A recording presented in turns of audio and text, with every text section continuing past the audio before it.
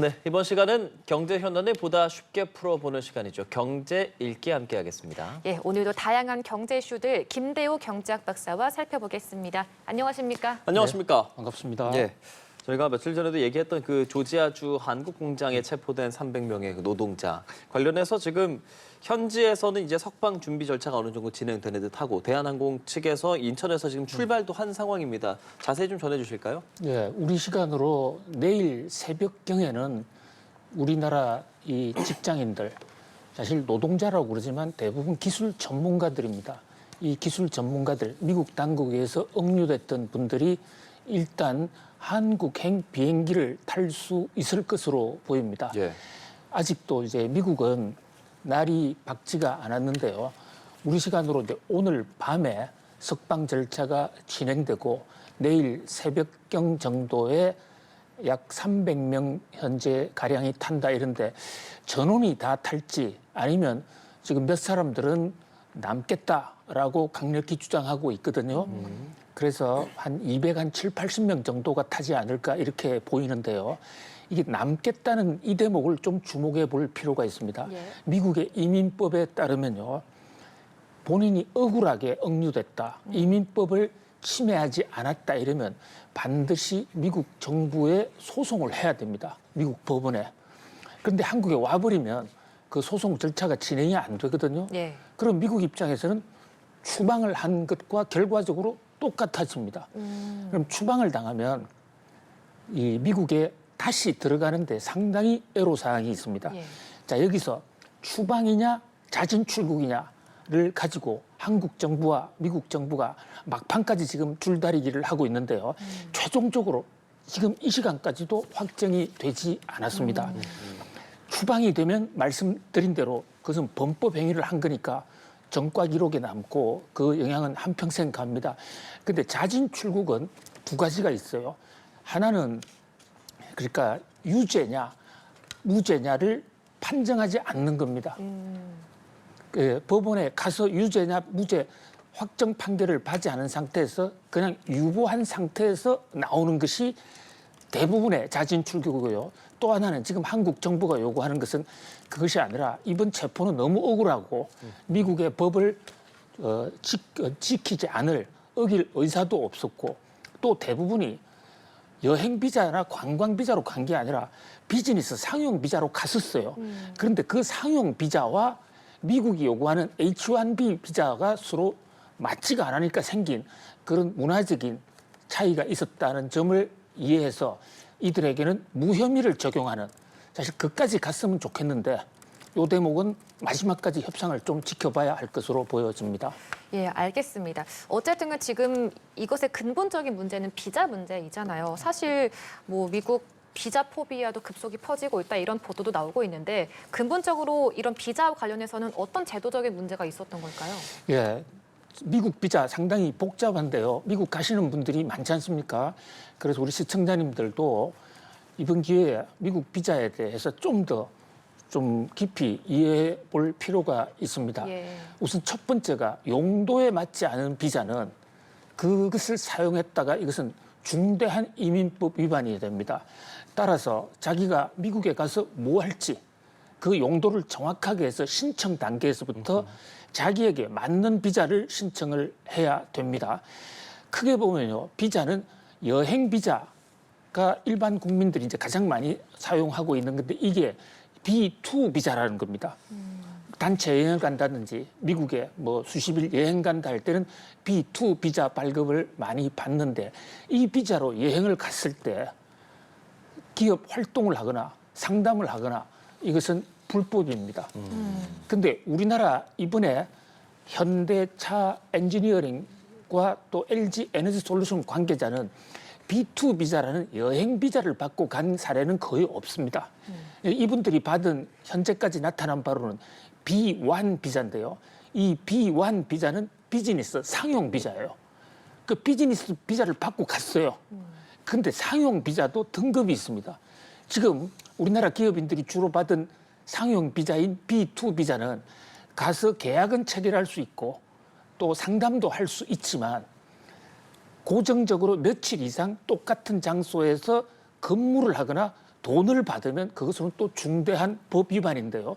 이번에 많은 분들이 이 상용 B1 비즈니스 비자가 미국 가서 어느 정도 경영 활동을 해도 되는 줄로 착각하고 그리고 거기서 돈 벌 의사는 없었단 말이죠. 왜냐하면 한국에서 급여를 주는 그렇죠. 파견자들이니까요. 네.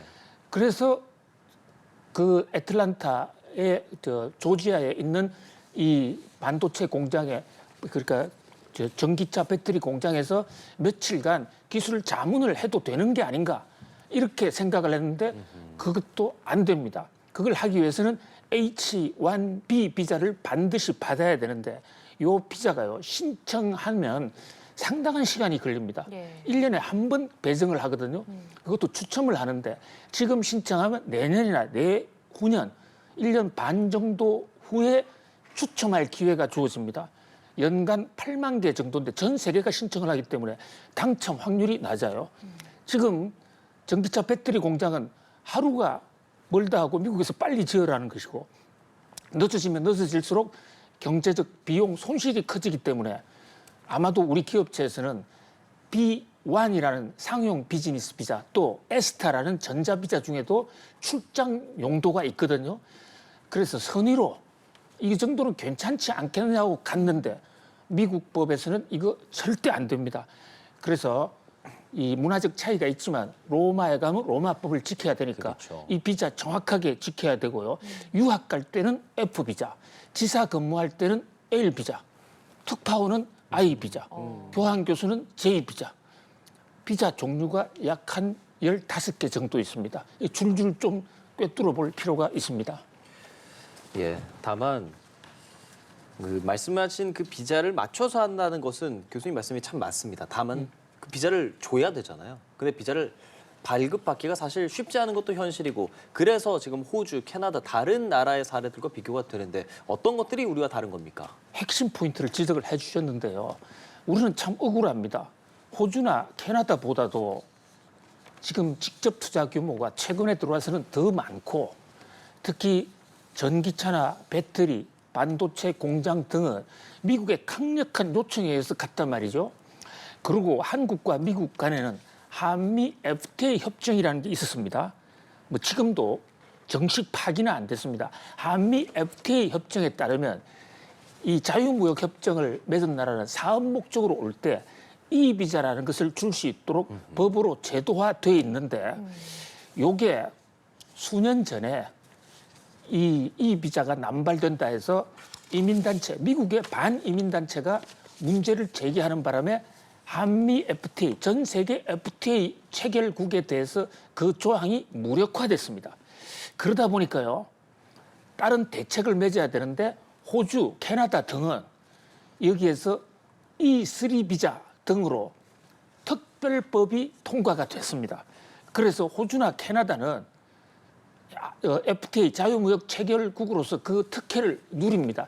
그런데 우리는 13년 전부터 그 특혜가 없어졌습니다. 예. 그런데 최근에 많은 공장을 미국에서 지으라고 지금 해서 엄청난 투자가 미국에서 이루어지고 있지 않습니까? 그런데 한국만 지금 이게 되고 있지 않은 겁니다. 그러니까 FTA 체결 국가 중에서요. 우리도 미국 동반자법이라는 게 미국 의회에 지금 상정은 돼 있는데 미국의 반이민 단체들이 우리는 일단 유색인종이고 캐나다하고 호주 같은 좀 인식의 차이도 있다 보니까 호주와 캐나다는 됐는데 한국은 그 동반자법이 의회에서 통과가 안 돼요. 우리 정부 엄청나게 노력을 했습니다. 의회가 막아서 통과 안 시켜주고 있는데 사실 이것은 트럼프 정부나 바이든 정부가 한국과 경제 동맹으로서 한국 돈을 미국에 투자해서 사업을 하려면 이거 열어줘야 되고요.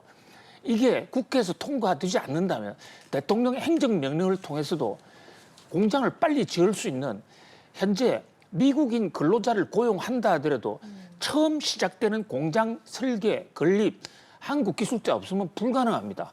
또 미국에 교육시키는 교육 인력도 특별 비자가 필요하거든요.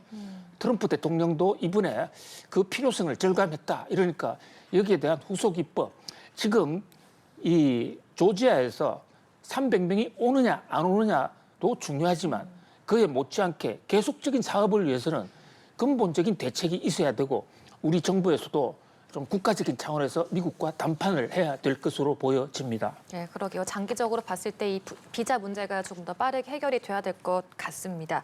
다음으로 국내 소식인데 그 KT 소액 결제 피해 사건이 계속해서 좀 커지고 있는 모양새입니다. 조사를 해보니까 해커들이 불법 초소형 기지국까지 설치했다라고 하는데 어떤 내용인 건가요?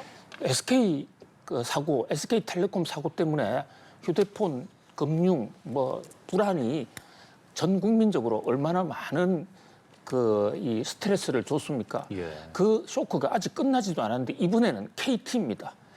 우리나라 3대 메이저 휴대폰 회사 1등이 SK고 2등이 KT인데 KT예요. 서울 금천구와 인근 경기도 지역에 본인이 자고 있는 동안에 전혀 사용하지도 않은 데서 금액은 크지 않지만 이게 결제가 된 겁니다. 예.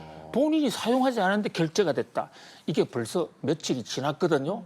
그런데 지금 KT 우왕좌왕 원인도 못 찾고 있고 대책도 못 세우고 있습니다. 지금 그러는 사이에 소액 결제 틀리는 사람 숫자가 지금 1,200건까지 늘어났는데 자, 1,200명도 중요하지만 1,200명이 뚫린다면 저 1,200만 명도 뚫릴 수 있다는 얘기 아닙니까? 그런데도 지금 거의 지금 대책을 세우지 못하고 있는 상태인데 정부가 여기에 대한 조사를 해보니까 중간 과정에 KT 기지국을 누군가가 불법으로 세워가지고 정보를 빼나갔을 가능성이 있다는 겁니다.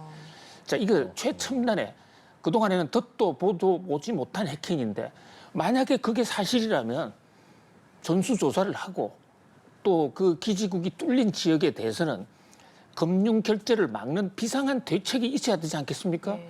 그런데 지금 응거주춤, 피해가 소액 결제니까 별 문제 없다는 식으로 KT는 적어도 지금 전 국민을 향한 공개 성명서 하나 없고 또 안전 지침도 하나 없는 상태입니다. 정부 대책반의 조사에 의하면 기지국에 별도 기지국을 세워서 정보를 빼나간 것 같다. 그런데 지금은 그 현장에 가보니까 그 기지국이 사라졌더라. 여전히 오리무중인 상태, 불안감은 정폭이 되고 있습니다. 예. 전해주신 그런 내용들 사실 경찰이 KT 측에 지난 1일에 사건을 알렸다라고 전해지는데 KT 측의 대응에도 조금 어느 정도 참 문제가 좀 있다고 보고 계시는 겁니까? 그럼?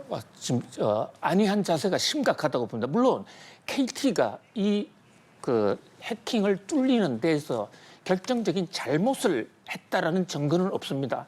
그런데 경찰이 통보를 했지 않습니까? 일단요, KT 사용자 입장에서는 자기가 전혀 서지 않았는데 그 돈이 1원이든 2원이든 틀려 나갔다는 것은 이건 날벼락 같은 사안 아니겠습니까? 그렇다면 현장의 추가 확산을 막는 조처 이런 것이 있어야 되는데 지금 KT 입장에서는 원인을 잘 모르겠다. 그리고 큰 피해는 없다. 이러고만 있고 공식으로 기자회견 한번 하고 있지 않은 사건인데 이게 자칫 잘못하면 호미로 막을 사건을 대형 어떤 댐으로도 못 막는 사건이 올 수 있다. 그런 점에서 좀 더 적극적으로 대응을 할 필요가 있겠습니다. 예. 하지만 지금 또 심각한 문제인 것은 이번 사태로 인해서 그 KT 이용자들의 개인정보가 유출되었는지 그 여부인 것 같은데 KT 측에서는 아직까지 개인정보 해킹 정황은 없다라고 하는데 지금 들어보면 어떤 초소형 기지국도 사용했다라고 하면 이후에 개인정보 해킹될 수 있는 그런 가능성이라던가 그런 건 없는 건가요? 그렇습니다. 근본적으로 SK처럼 메인 서버에 들어와서 해킹을 한 것이 아니기 때문에 전 국민을 상대로 한 정보 해킹, 개인정보 유출은 없다라는 KT 주장에 일리가 있는 것 같습니다.